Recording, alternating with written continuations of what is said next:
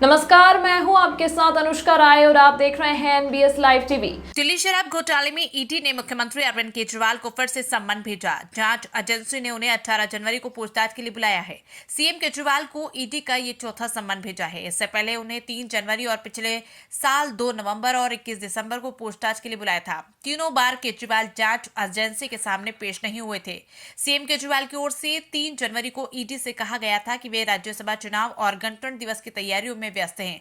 उनसे जो भी पूछना है लिखित में भेज दें। इसके पहले 2 नवंबर को केजरीवाल ने ईडी के सम्मन को गैरकानूनी और राजनीति से प्रेरित बताया था। 21 दिसंबर का सम्मन मिलने के बाद केजरीवाल ने 10 दिन के विप शयनन के लिए पंजाब के होशियारपुर चले गए थे। तक एक भी पैसे का हेरफेर कहीं नहीं मिला, कहीं से एक भी पैसा नहीं मिला।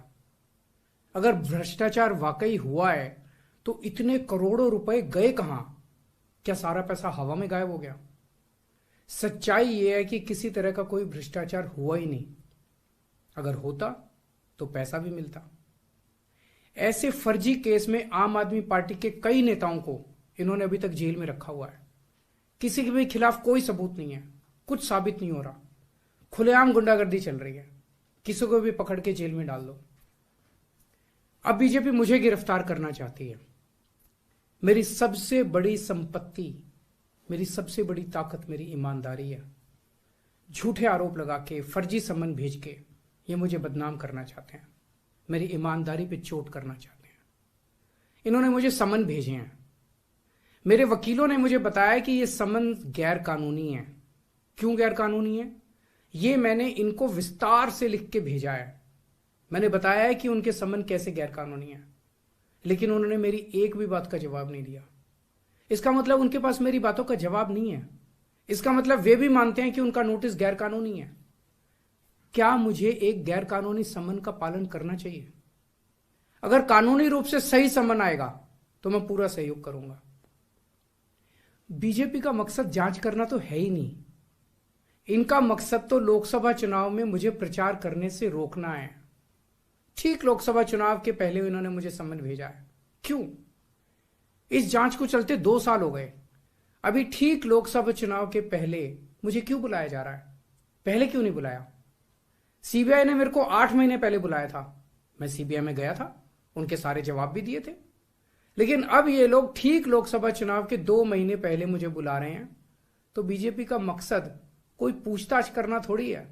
इनका मकसद है पूछताछ के बहाने केजरीवाल को बुला लो और उसे गिरफ्तार कर लो, ताकि मैं लोकसभा चुनाव में प्रचार ना कर पाऊं। आज बीजेपी भ्रष्टाचारियों को नहीं पकड़ रही, बल्कि खुलेआम ईडी और सीबीआई का इस्तेमाल करके दूसरी पार्टियों के नेताओं को तोड़ के बीजेपी में शामिल करवाने का काम किया जा रहा है। एक नहीं, 2 नहीं, कितने उदाहरण हैं जहां किसी पार्टी के नेता के खिलाफ ईडी सीबीआई के मामले चल रहे थे या उन पे गंभीर आरोप लगे हुए थे। जैसे ही वो नेता बीजेपी में शामिल हुए, उनके सारे पुराने मामले बंद कर दिए गए या ठंडे बस्ते में डाल दिए गए। तो जो इनकी पार्टी ज्वाइन कर लेता है उसके सारे मामले रफा दफा कर दिए जाते हैं। जो इनकी पार्टी में नहीं जाता वो जेल जाता है। आज मनीष सिसोदिया, संजय सिंह और विजय नायर इसलिए जेल में नहीं है कि उन्होंने भ्रष्टाचार किया है। वो इसलिए जेल में है क्योंकि उन्होंने बीजेपी में शामिल होने से इंकार कर दिया है। आज हम बीजेपी का मुकाबला क्यों कर पा रहे हैं? क्योंकि हमने कोई भ्रष्टाचार नहीं किया। अगर हमने जरा सा भी गलत काम किया होता तो दूसरे भ्रष्टाचारी नेताओं की तरह आज भी हम बीजेपी में शामिल हो चुके आज तो होते आज तक। तमाम महत्वपूर्ण खबरों के लिए देखते रहिए एनबीएस लाइव टीवी। राजनीति से काम तक,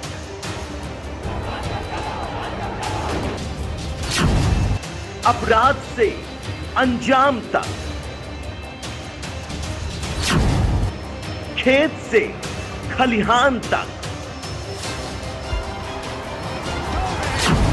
खिलाड़ी से मैदान तक,